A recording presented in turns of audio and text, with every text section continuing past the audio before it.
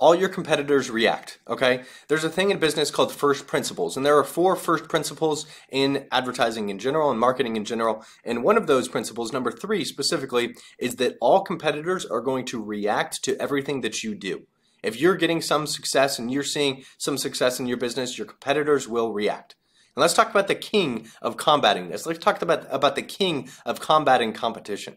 And that's General Electric. General Electric is the king of combating their competition by redefining their business and what they do and what they stand for. General Electric started out with this logo right here, this pretty bad logo, and they started out and their first competition was Standard Oil. And then after that, with the same logo, they started battling against US Steel. And then they changed, right? They changed and their logo changed as well. And you can see it right here. Their logo changed when they started to combat their next competition, which was Boeing. And then the logo stayed the same against their next competition, which was General Motors. And then their logo changed again. And they started combating a new wave of competition, which was Visa and Microsoft. And over time, General Electric has combated companies in every single industry, and they've stayed on top. Now, I can't say anything about the state of their business today, but ever since they started in the early 1800s until today, they've been doing pretty darn well. And their redefinition of their assets and the redefinition of their business in general has allowed them to fend off competition from companies like Visa, Microsoft, General Motors, Boeing. All of these companies were extremely powerful, right? US Steel, Standard Oil, 2 of the most powerful companies in the entire world. In the history of the world, GE was able to fend off by redefining their business and understanding that first principle that everything that they do, their competition is going to react to. And here's how you can do it for yourself. First principle number 3, like we talked about, all your competitors will react. All of them, all right, no matter what. Even if a company understands its customers well and they have a successful strategy, your competition is always going to try to imitate and challenge that success by using the things that you're using to get some of that success for themselves.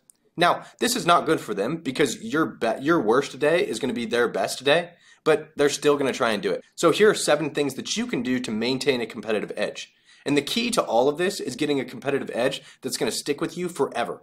And not just stick with you for a little bit, it's going to wear off, that everybody else can copy, that you have to redo all the time. This is something that will stay with you forever, that nobody else can copy. This will put you above your competition forever. Here's 7 things that you can do.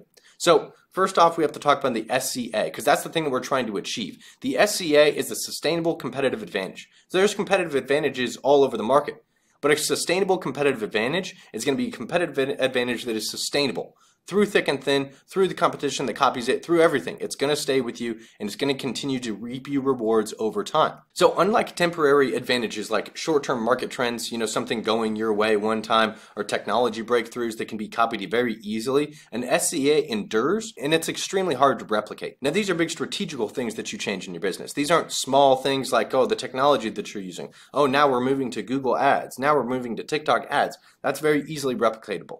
All right, I'm going to show you a few examples of an SCA that you can use in your business to invest in to get the results that you're looking for as far as your competition goes and not have to worry about them ever again. So here's some SCA forms, right? Some sustainable competitive advantages in forms that are with some examples, all right, basically. So the first one is brand equity, right? The investment that you put into your brand and the position that your brand takes as far as the market goes, right? This is Ferrari and Mercedes-Benz. You can copy a Mercedes-Benz all day long. You can copy a Ferrari all day long. Companies do it. Hyundai Genesis is starting to do it. They make killer cars. But at the end of the day, it's still a Hyundai. No matter how much equity you put into your brand right now, you're never going to be able to shake Ferrari and Mercedes-Benz. Okay, I don't care how much market share these companies have. I don't care how much Ford is putting into investing in their own brand. They're never going to be a Ferrari and they're never going to be a Mercedes-Benz. And in Ford's case, I guess that was a bad example because they don't have to be. They're not trying to be. But the companies that want to be, Genesis, companies like that, Acura, who want to be that, they can't. They'll never be that because they don't have the brand equity that Ferrari and Benz do. All right? The second example is innovation. This is Apple with Steve Jobs. Your innovation is a sustainable competitive advantage. How innovative you are in your business and you being the first mover in certain pieces of innovation, whether that's supply chain, whether that's new technology that you put into your business, whether that's new product lines, whatever it is, like anywhere that you can innovate is going to be a sustainable competitive advantage because innovation takes time and it takes a lot of work to make come real, right? And so that's where Apple with Steve Jobs was very innovative. Nobody could copy their stuff because they were the first mover, right? They had the innovation to understand their customers and innovated to what their customers wanted instead of innovating to what they thought that they wanted, right? Microsoft is a perfect example of the opposite of this. right? Microsoft started creating stuff just to copy Apple, and they could never do it. The Microsoft Zune is a perfect example of this, right? They tried to copy the iPod with the Zune, right? And they couldn't do it because they didn't have the innovation that Apple had with Jobs, right? They were just copiers. The next one of this is cost leadership. If you can get the cost down of your product to a very minuscule amount, you can pay a lot more to acquire a customer than all of your competition can. Temu does this. This is why Temu ran like 5 different Super Bowl ads last year in 2022. And this is why Temu has made so much money and gotten so many people onto their platform, because they manufacture their products for pennies on the dollar. These are the same things that you can buy on Amazon, but they're manufactured for literal pennies on the dollar. Now, they're Chinese products, they're very cheaply made products and made in mass, and there's a lot of defects with the products, but, and that's where that kind of brand equity comes in with Amazon. Even though it's the same thing as Amazon, they don't have the brand equity as Amazon does. All right, and so they don't really have this competitive advantage, but they make everything for a lot cheaper than Amazon does, and Walmart and everybody. All right, so they can sell it for a lot cheaper than everybody else can, and they can pay more to acquire a customer because their stuff costs so little. All right, for them to manufacture. Okay? And then customer loyalty. This is Feastables. So customer loyalty is what it sounds like. It's right how loyal your customers are. Feastables is a great example of this. This is Mr. Beast's brand. Mr. Beast is a YouTuber from right down the street in Wichita, Kansas, actually.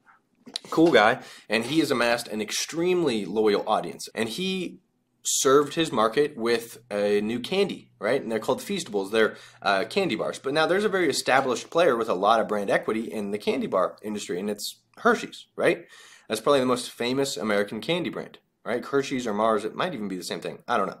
Point is, Mr. Beast has gotten a sustainable competitive advantage because his customer loyalty is off the charts. Hershey's will never be able to touch his customer loyalty. His customer loyalty is so dialed in that the kids that buy his candy bars will literally go to Walmart, buy 1 or 2 or 3, and then they'll adjust the stands that they have the candy bars in to make it more appealing than all the other candy bars on the shelf. Sometimes they'll go as far as like pushing the other ones away, pushing them to the back, and pulling the Feastables to the front.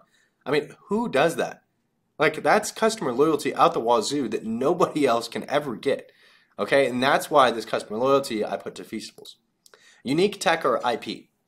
Here's another version of sustainable competitive advantage, like Disney and Star Wars, right? Star Wars was probably the only thing as far as creativity-wise and like an IP goes that would rival Disney, and Disney bought it, okay? So that sustainable competitive advantage is now all Disney's, right? So any unique tech or IP that you have that nobody else can replicate is an SCA. The next one is the distribution network. Now, I put the U.S. military on here. They're not really a business, but this is why we won World War II. Now, in my opinion, World War II, and I'm not a history buff by any means, but World War II was won by 2 ways. First one was Soviet men, and then the second way was American distribution networks and American steel. Okay? So when World War II happened, the reason that the United States won, and honestly most wars, when the United States wins, it's because of our distribution network. It's because of how easily we're able to move mass amounts of equipment and men across the entire world. Right? Our global supply network that the United States military has is unbelievable. I mean, nobody can compete with the United States military distribution network. It's unreal, and this is a sustainable competitive advantage that the military has over all of our competition. Right? They're never able to move people and equipment the way that we are.